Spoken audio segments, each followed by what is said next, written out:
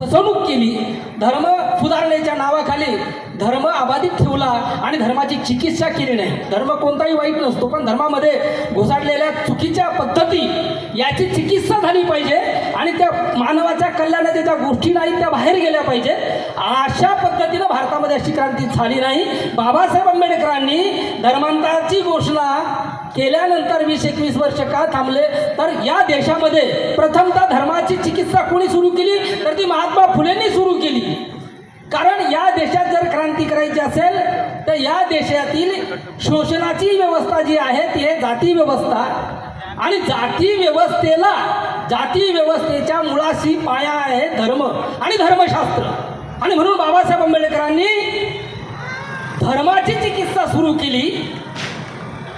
आम्हाला अधिकार आहे, आम्हीही या धर्माचे आहोत म्हणून काळाराम सत्याग्रह झाला.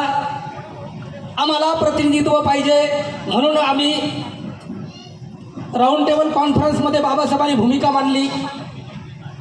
आणि शेवटी शेड्यूल कास्ट फेडरेशन, या देशात जर क्रांती करायची असेल तर शोषित पीडित ज्या अस्पृश्य जाती आहेत त्या सर्व जाती एका वर्गात आणल्या, त्याला शेड्यूल कास्ट नाव दिलं बाबासाहेब आंबेडकरांनी. त्याचा वर्ग निर्माण करायचा प्रयत्न केला.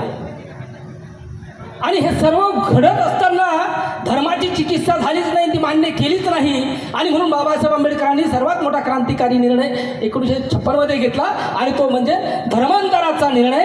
आणि तो त्या धर्मांतराचा दिवस आपण साजरा करत आहोत. 2-3 गोष्टी मी बोलतो कारण माझ्याकडे वेळ कमी आहे आणि खरोखर चांगलं प्रवचन चालू आहे, अजून मिळणार आहे आपल्याला. बाबासाहेब आंबेडकरांनी या देशातल्या दलित शोषित अल्पसंख्याक लोकांना प्रतिनिधित्व दिलं, आरक्षण दिलं.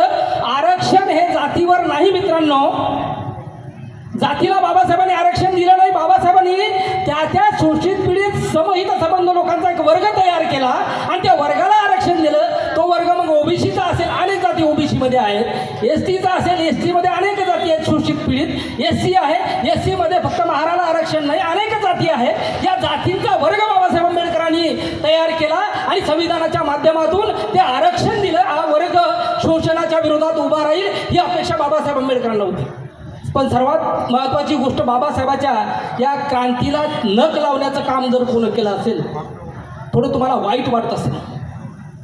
आरक्षण बचाव कृती समितीच्या वतीनं आम्ही अनेक प्राध्यापक अभ्यास करतो. आपले सर्वोच्च न्यायालयाचे जे जज आहेत गवई साहेब, भूषण गवई साहेब यांच्या त्या घटनेचा मी काल परवा तुमच्या संघटनेनं निषेध केला.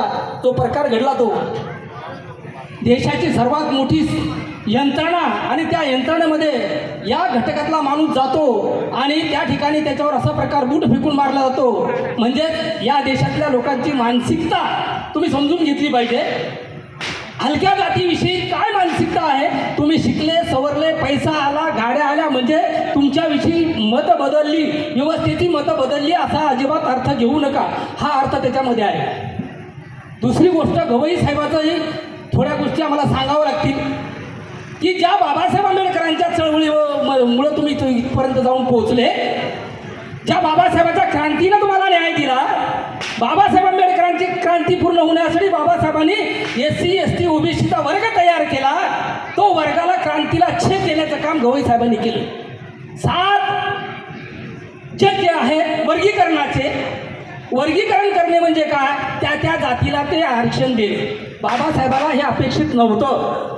बाबासाहेबांनी वर्ग तयार केला आणि दुर्दैवानं सांगावं लागेल की बाबासाहेबांनी ज्यांच्यासाठी उभं केलं त्यामधला एक माणूस देशाच्या सर्वोच्च पदावर जातो आणि या बाबासाहेब आंबेडकरांचा जो विचार आहे त्या क्रांतीला न देण्याचं काम करतो. त्यामुळं गवई साहेबाचाही आम्ही लाड करत नाही, कारण त्यांनी इथल्या बाबासाहेब आंबेडकरांच्या विचाराला फाटा देण्याचं काम केलेलं आहे.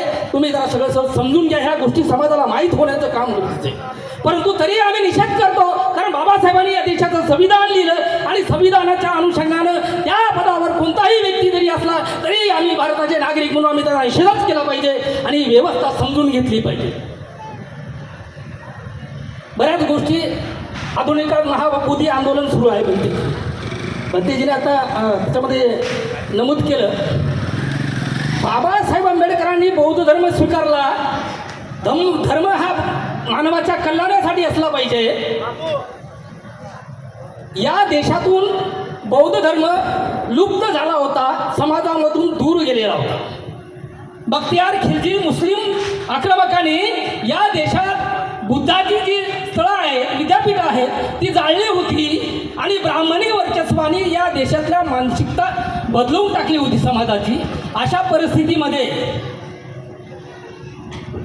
19व्या शतकामध्ये इंग्रज जेव्हा राज्य करायला निघाले तेव्हा त्यांनी काही व्यवस्था आपल्या समोर आणली आणि तसंच राज्य त्यांचं श्रीलंकेमध्ये होतं. श्रीलंकेमध्ये बौद्ध धर्म होता आणि त्या इंग्रजांचं राज्य आल्याबरोबर त्यांचे धर्मगुरू ख्रिश्चन धर्मगुरू आले आणि श्रीलंकेमध्ये त्यांनी बौद्ध लोकांना जबरदस्ती करायला सुरुवात केली धर्मांतरासाठी.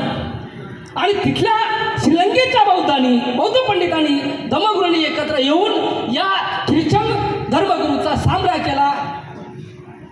त्याच्यामध्ये फार मोठी घटना घडली. त्या वादविवादाची घटना आज इतिहासामध्ये नोंद आहे. मी तुम्हाला ते सांगतो की पानादुरा वादविवाद चर्चा ही इतिहासामध्ये प्रसिद्ध आहे. पानादुरा